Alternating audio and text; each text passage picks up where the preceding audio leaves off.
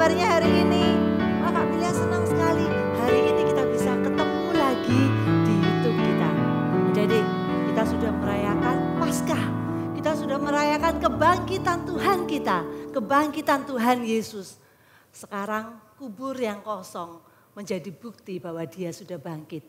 Kita nyanyikan sebuah lagu. Anak Allah, Yesus namanya. Dia menyembuhkan, dia menyucikan. Bahkan dia mati tebus dosaku.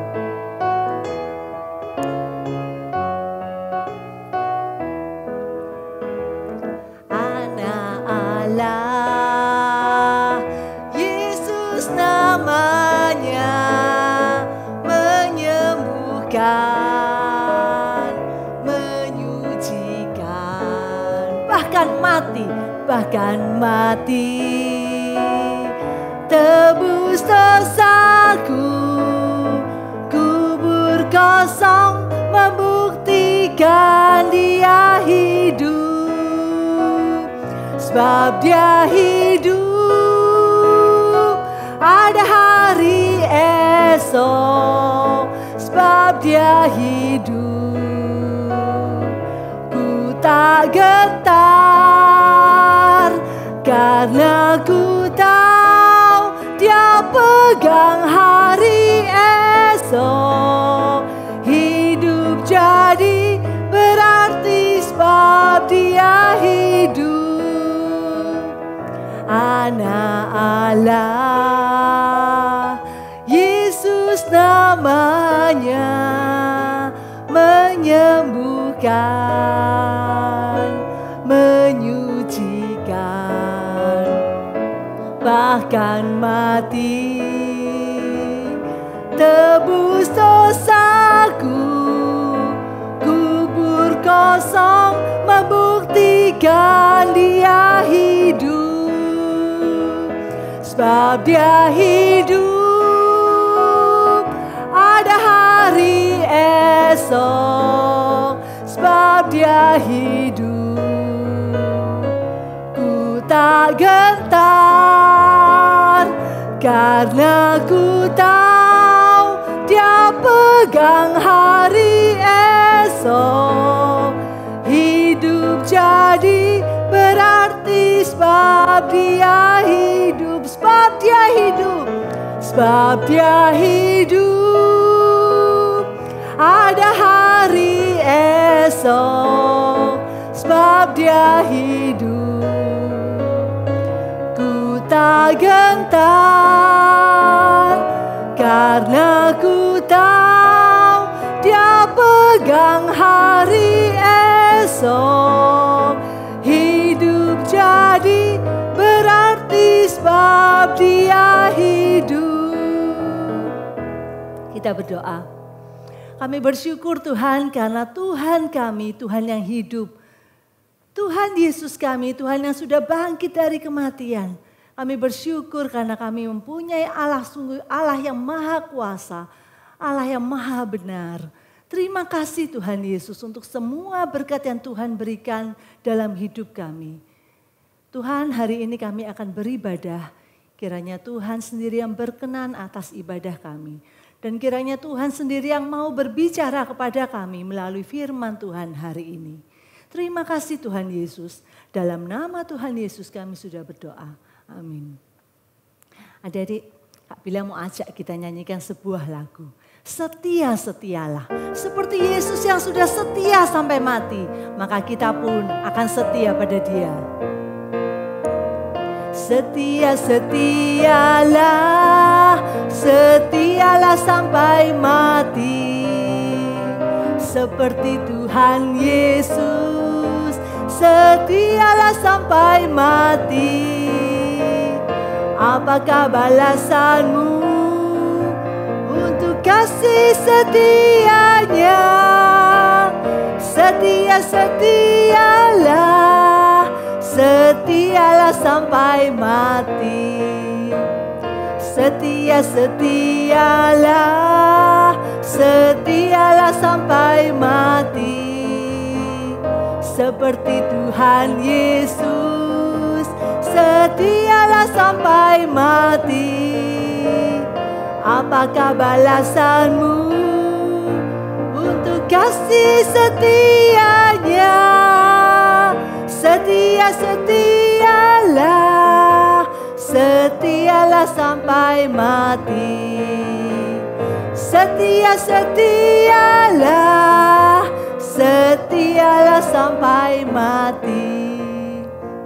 Adik-adik, kalau kita ngomong-ngomong tentang setia nih, kira-kira ya, binatang apa yang paling setia?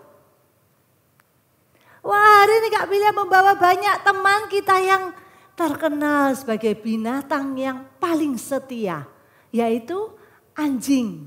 Wah, adik-adik, anjing ini dikenal sebagai binatang yang paling setia. Coba siapa di rumah yang punya anjing? Wah, banyak nih ya. Banyak nih Kak Bilya lihat nih, ada banyak nih yang punya anjing di rumah. Anjingnya setia enggak? Iya ya, biasanya gini kan, kalau kita pulang dari bepergian misalnya, anjingnya sudah langsung menunggu kita di depan pintu. Dia akan sambil menggonggong, dia sambil loncat-loncat karena dia senang sekali ketemu sama kita. Terus kita pergi kemana-mana diikuti, kita masuk ke kamar diikuti. Bahkan kalau boleh, anjing kita kepingin tidur sama kita di atas ranjang. Tapi gak boleh ya. Nah, adik-adik, anjing itu dikenal sebagai binatang yang paling setia. Ada sebuah cerita di Jepang dan ini adalah sebuah cerita nyata. Yaitu ada seekor anjing yang bernama Hachiko. Wah, mungkin adik-adik pernah dengar nih ya. Hachiko. Hachiko ini dia dirawat sejak dia masih bayi oleh seorang profesor yang bernama Profesor Hidesaburo Ueno. Profesor Hidesaburo Ueno. Wah, profesor ini bekerjanya di universitas terkenal. Dia menjadi dosen mengajar di universitas itu. Setiap hari profesor akan pergi ke stasiun Shibuya. Nah, waktu pergi pagi harinya si Hachiko akan ikut mengantar profesor pergi ke stasiun. Nah, kemudian dia melihat profesor masuk ke dalam kereta api yang membawanya ke universitas tempat dia mengajar. Hachiko akan pulang ke rumah. Dia tidak pernah tersesat. Sore hari dia tahu waktunya kira-kira profesor pulangnya jam berapa. Sebelum jamnya kereta si profesor itu sampai di stasiun Shibuya, Hachiko akan pergi ke stasiun itu. Dan di sana dia menunggu profesor sampai profesor datang. Itu yang mereka lakukan setiap hari selama bertahun-tahun. Adik-adik, suatu hari profesor saat dia sedang mengajar di kampusnya, di universitasnya, tiba-tiba dia sakit dan dia mendadak meninggal. Profesor meninggal dunia. Tapi Hachiko tidak tahu, Hachiko tidak mengerti, dia hanya seekor anjing. Maka dia tetap menunggu di stasiun itu. Mana ya profesor kok belum datang, dia tunggu terus. Tapi sejak hari itu profesor tidak pernah muncul lagi. Maka Hachiko pulang ke rumah. Keesokan harinya dia pergi lagi ke stasiun itu dan dia tunggu lagi. Profesor tidak datang, dia pulang ke rumah. Setiap hari itu yang dia lakukan. Dia akan pergi ke stasiun Shibuya dan dengan setia dia menunggu sampai tuannya datang. Tapi tuannya tidak pernah datang. Dan ini dilakukan oleh Hachiko selama hampir 10 tahun. Selama hampir 10 tahun dia pergi ke stasiun setiap hari dan menunggu. Dan dia pulang tanpa melihat profesor. Adik-adik, Hachiko ditemukan mati di jalan karena dia sakit. Dan Hachiko ini sekarang menjadi lambang kesetiaan di Jepang. Orang-orang membuat patung-patung Hachiko untuk mengingatkan mereka tentang kesetiaan. bagaimana kita harus belajar dari seekor anjing yang sangat setia, yang selalu setia menunggu hingga tuannya pulang sampai dia mati. Sebenarnya ada sebuah kisah yang jauh lebih menyentuh hati dari kisah Hachiko ini. Kisah itu ada di dalam Alkitab kita. Di dalam Lukas 24 ayat yang ke-36 sampai 49. Di dalam cerita Yesus menampakkan diri kepada semua murid. Dan sementara mereka bercakap-cakap tentang hal itu, Yesus tiba-tiba berdiri di tengah-tengah mereka dan berkata kepada mereka, "Damai sejahtera bagi kamu." Mereka terkejut dan takut dan menyangka bahwa mereka melihat hantu. Akan tetapi ia berkata kepada mereka, "Mengapa kamu terkejut? Dan apa sebabnya timbul keraguan-raguan di dalam hati kamu? Lihatlah tanganku dan kakiku. Aku sendirian ini. Aku sendirilah ini. Rabalah aku dan lihatkah. Karena hantu tidak ada daging dan tulangnya seperti yang kamu lihat ada padaku." Sambil berkata demikian, ia memperlihatkan tangan dan kakinya kepada mereka. Dan ketika mereka belum percaya karena girangnya dan masih heran, berkatalah ia kepada mereka, "Adakah padamu makanan di sini?" Lalu mereka memberikan kepadanya sepotong ikan goreng. Ia mengambilnya dan memakannya di depan mata mereka. Ia berkata kepada mereka, "Inilah perkataanku yang telah kukatakan kepadamu ketika aku masih bersama-sama dengan kamu. Yakni bahwa harus digenapi semua yang ada tertulis tentang aku dalam kitab Taurat Musa dan kitab Nabi-Nabi dan kitab Mazmur." Lalu ia membuka pikiran mereka sehingga mereka mengerti kitab suci.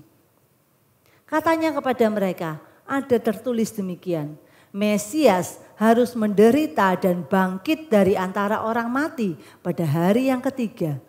Dan lagi, dalam namanya berita tentang pertobatan dan pengampunan dosa harus disampaikan kepada segala bangsa, mulai dari Yerusalem. Kamu adalah saksi dari semuanya ini.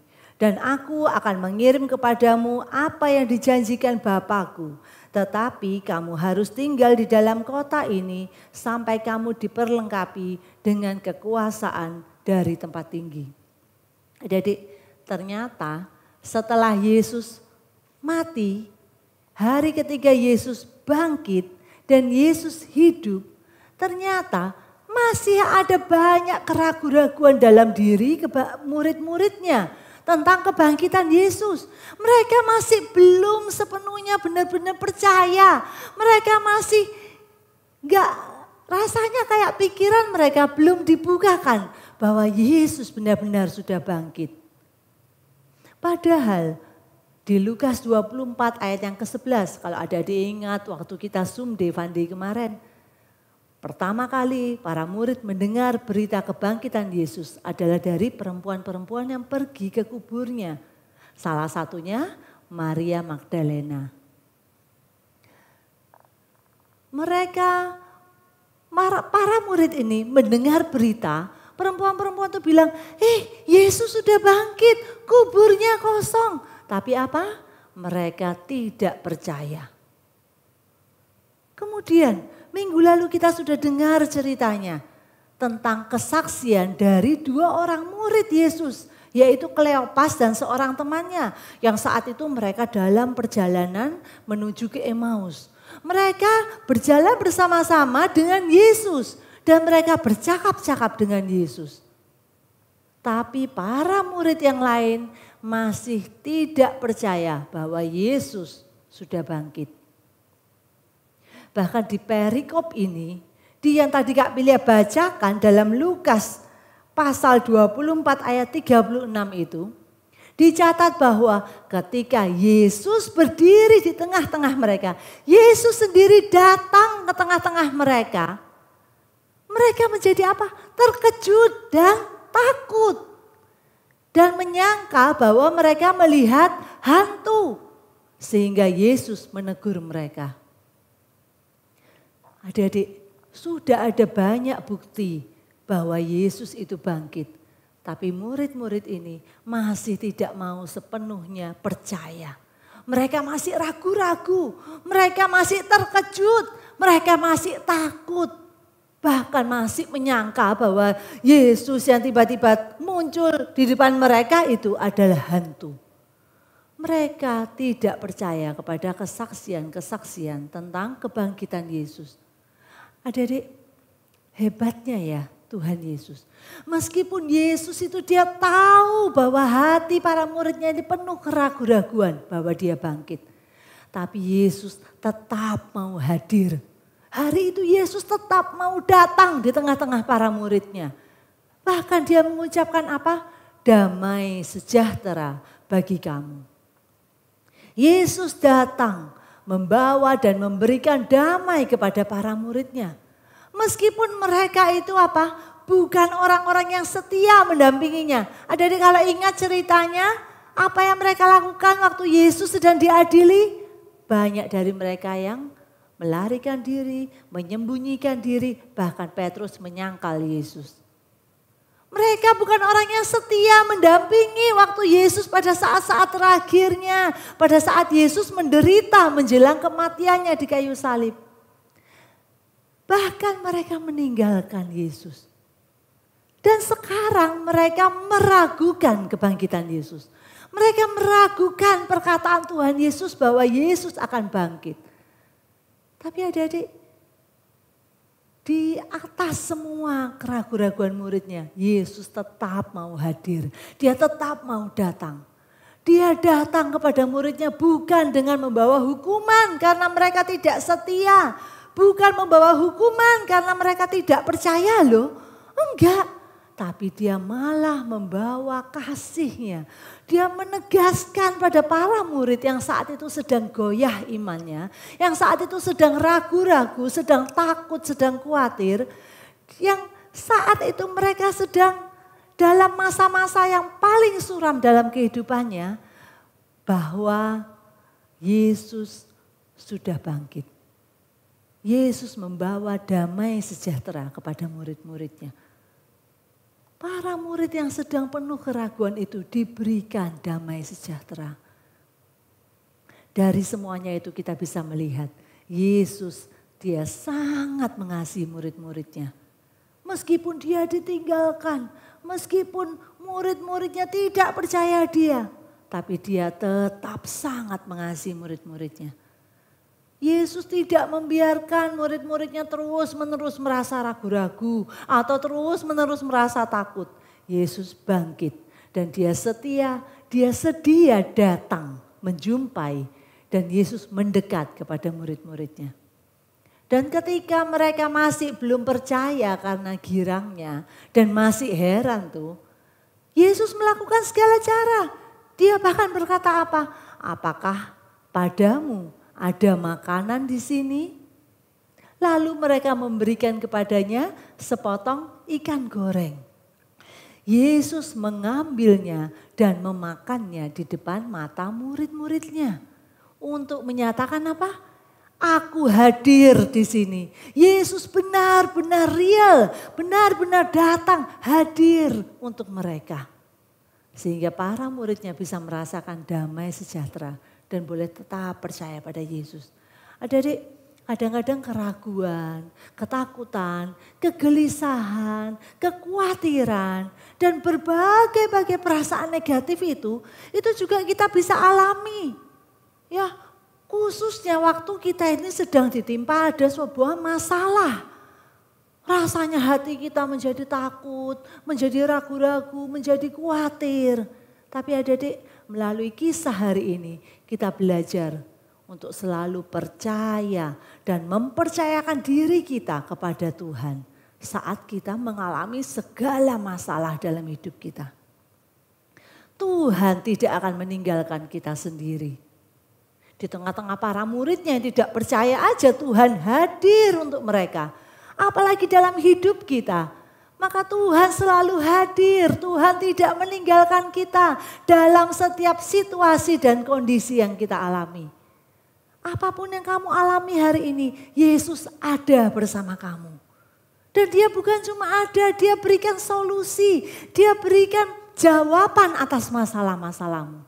Dia selalu menolong kamu. Adik-adik, kalau Hachiko, dia setia kepada tuannya. Setiap hari masih datang ke stasiun ke Shibuya untuk menjemput tuannya. Tapi Yesus kita jauh lebih setia dibandingkan Hachiko. Yesus datang mendekat. Yesus menghampiri kita saat kita dalam masalah. Yesus menghampiri kita saat kita takut, saat kita khawatir, saat kita sedih. Bahkan Yesus menolong kita. Kadang-kadang di rumah kita suka merasa sumpek ya. Aduh Tuhan, ini tugas-tugas kok enggak selesai-selesai. Due date-nya sudah mepet, aku belum selesai tugas ini. Tapi adik-adik, jangan lupa Tuhan kita selalu menolong kita. Saat kita berusaha mengerjakan dengan sebaik mungkin, maka Tuhan pasti menolong kita menyelesaikan segalanya. Adik-adik, ayat hafalan kita hari ini diambil dari Filipi 3 ayat 10a. Filipi 3 ayat 10a. Yang ku kehendaki ialah mengenal Dia dan kuasa kebangkitannya dan persekutuan dalam penderitaannya. Sekali lagi, yang ku kehendaki ialah mengenal Dia dan kuasa kebangkitannya dan persekutuan dalam penderitaannya. Adik-adik, kita berikan bejana untuk Tuhan. Kita berikan yang terbaik untuk Tuhan.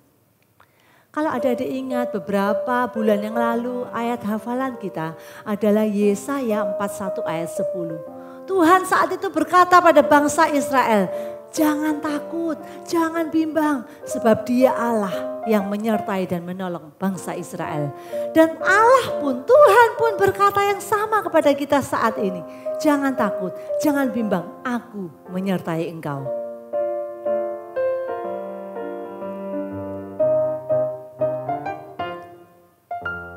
Janganlah takut, sebab aku menyertai engkau. Janganlah bimbang, sebab aku ini Allahmu. Janganlah takut, sebab aku menyertai engkau.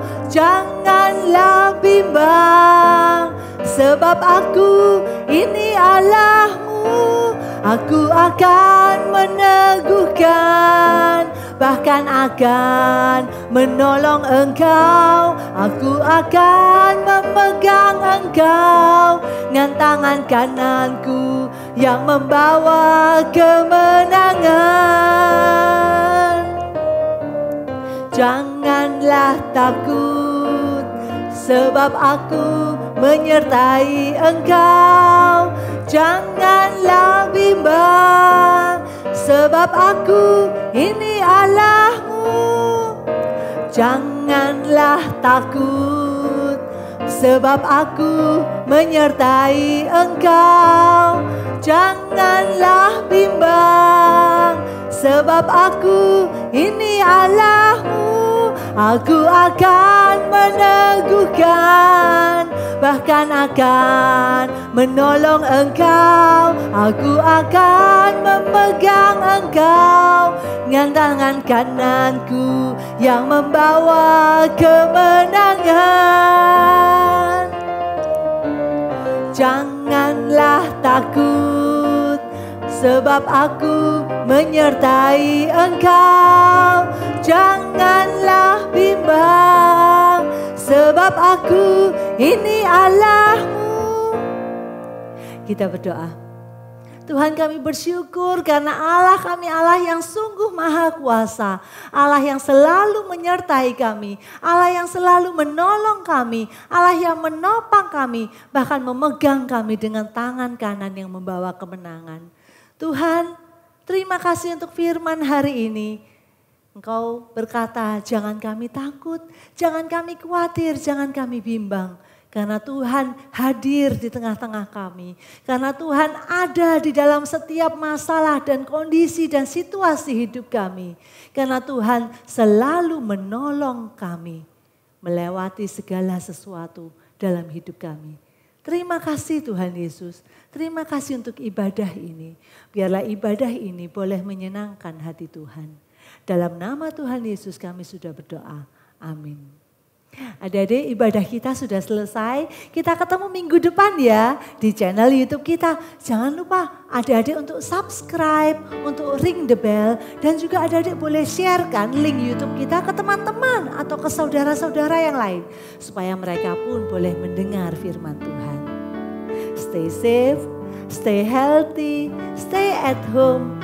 Don't forget to keep praying. And God bless you all. Bye-bye.